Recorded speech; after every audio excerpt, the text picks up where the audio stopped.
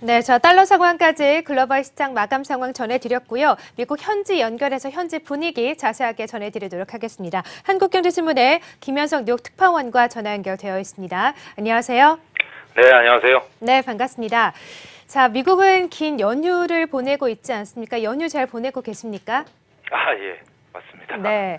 자, 저희가 앞서서 살펴본 대로 지금 미국은 긴 쇼핑 시즌, 연휴 시즌이거든요. 아무래도 추수감사절 블랙 프라이데이, 또 오늘 사이버 먼데이까지 있기 때문에 소비 심리 개선을 좀 기대를 했었는데 시장에는 그닥 영향을 미치지 못하고 있는 것 같습니다. 미국 시장 분위기 어떻습니까? 예, 네. 최대 그 쇼핑 시즌 연말의 시작점인 그 추수감사절 주간을 앞두고 일부 시장이 살아나지 않을까 이런 희망이 있었는데요. 그런 희망이 완전히 무너진 한 주였습니다. 그 통계적으로 보면 지난 50년간 추수감사절 주간에 오른 확률이 70%에 달했지만 지난주 다우는 추수감사절 휴장일을 빼고 4일 내내 내렸고요. 나스닥과 S&P 500도 수요일 날 잠깐 반등했을 뿐 내내 하락세를 보였습니다. 그동안 그 시장을 괴롭히던 모든 악재가 조금씩 더 악화된 게 원인이었는데요. 그 미국과 중국의 그 무역 전쟁에 대한 해결 기대는 그 전주에 그 에이펙에서 성명서가 무산된 배경이 미중 간 갈등이었다는 사실이 구체적으로 점점 나오면서 더 낮아졌습니다. 또 미국이 지난주에 그 동맹국들에게 중국 화웨이의 그 통신 장비를 사지 말 것을 요구하고 있다는 기사도 우려를 심화시켰고요. 애플과 반도체주가 폭락을 해서 기술주도 계속 미끄러졌습니다. 애플은 일본에서 출시된 이제 한 달도 안 된 그 아이폰 XR에 보조금을 주기로 했다는 소식이 전해져서 걱정이 사실로 바뀌고 있는 상황이고요. 또 반도체주는 수요가 전반적으로 악화된 상황에서 중국 당국이 그 메모리 업계에 대한 반독점 조사를 가속화하면서 투자 심리가 더 악화되고 있습니다.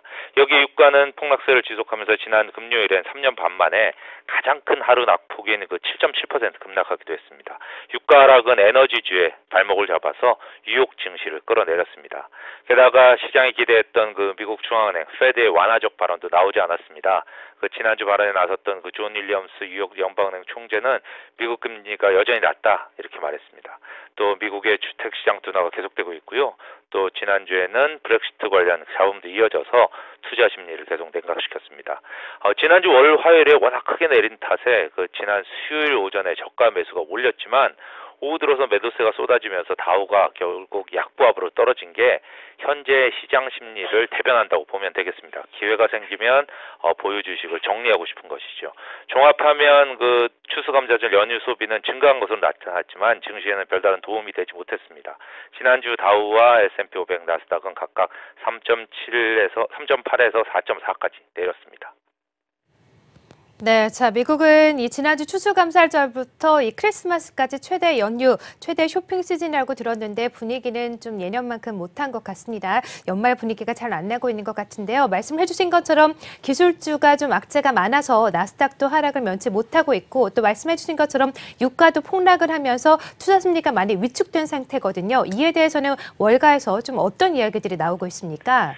예, 기술주는 그동안 그 주가 수익비를 그 퍼 기준으로는 100배가 넘는 주식이 많았습니다. 워낙 수익이 계속 급증하고 또 강한 시장 지배력을 가진 회사들이어서 투자자들이 많은 프리미엄을 줬던 건데요. 현재 상황은 좀 안 좋습니다. 경기 우려가 커지고 있는데 만약 경기가 꺾이면 실적이 감소해서 100배가 넘는 퍼가 더 높아지게 됩니다. 게다가 각국의 그 기술 기업에 대한 그런 규제도 가시화되고 있고요. 다만 그 애플과 구글, 아마존 등은 대체할 기업이 별로 없다는 점에서 주가가 더 싸진다면 주식을 살 그 수요가 나타날 것이라는 시각도 여전합니다. 유가는 그 비명 행사한 그 사우디 언론이 자말 카쇼크지가 끌어내렸다는 분석이 많습니다. 카쇼크지가 이스탄불 사우디 영사관에 사라진 게 10월 2일이고요. 유가가 올해 고점을 찍은 게 10월 3일입니다. 이후에는 계속 떨어졌죠. 사우디의 목줄을 그 트럼프 대통령이 꽉 쥐게 된 덕분인데요. 트럼프 대통령은 오펙의 그 감산 등을 비난하고 유가는 계속 내려야 한다고 여러 차례 밝히고 있습니다. 사우디는 이를 수용할 수밖에 없는 상황이고요. 이렇게 그 트럼프 대통령이 공급에 대한 영향력까지 키운 상황에서 세계 경기 둔화 우려 때문에 수요 전망까지 흐려지니까 유가가 급락하고 있는 겁니다. 유가는 다음 달 6일에 그 오펙과 러시아 등 산유국회의가 약간의 변곡점이 될 수 있는데요. 과연 사우디가 유가 방향을 되돌릴 수 있는 그런 충분한 감산을 이끌어낼 수 있을지를 봐야겠습니다. 네, 자 일단 이번 주에도 기술주의 이슈 움직임 그리고 유가의 방향을 좀 주목을 해봐야 될 것 같습니다. 자 어쨌든 이번 주에도 우리 글로벌 시장은 또다시 트럼프에게 집중할 수밖에 없는데요. 이달 말로 미중 간의 정상회담이 예정이 되어 있습니다. 월가에서는 현재 어떤 분석들이 나오고 있습니까? 네, 네. 전망하기가 굉장히 어려운 게 미중 무역 협상인데요. 워낙 트럼프 대통령이 변덕스러운 데다가 시진핑 주석도 체면이라는 것 때문에 쉽게 물러나기 어렵기 때문입니다. 게다가 또 이건 단순히 경제적 요인이 아니라 패권 경쟁이라는 정치 경제학적인 배경을 따져봐야 하는 상황이니까요. 사실 미시적으로 보면 이 월가는 충분히 양국이 합의를 추진할 환경이 만들어졌다 이렇게 보고 있습니다. 중국의 경기가 굉장히 어렵고요. 또 미국 경기도 정점을 찍고 내려갈 가능성이 지금 커져서요. 더 이상의 무역 전쟁이 부담스러울 수 있습니다.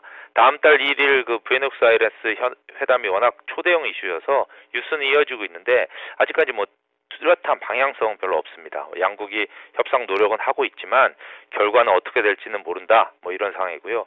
월가에서는 최근에 윌버로스 미국 상무장관이 밝혔듯이 구체적인 합의가 즉각적으로 나오기는 어렵다. 이런 관측이 많습니다. 회담이 잘 된다면 양국이 의견 접근이 있었고 향후에 협상을 계속 이어가기로 했다. 이 정도의 발표를 할 수 있을 것이란 예상이 나오는 수준입니다.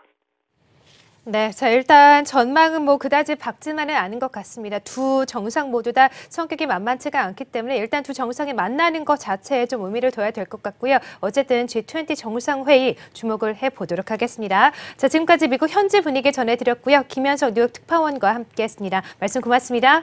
네, 고맙습니다.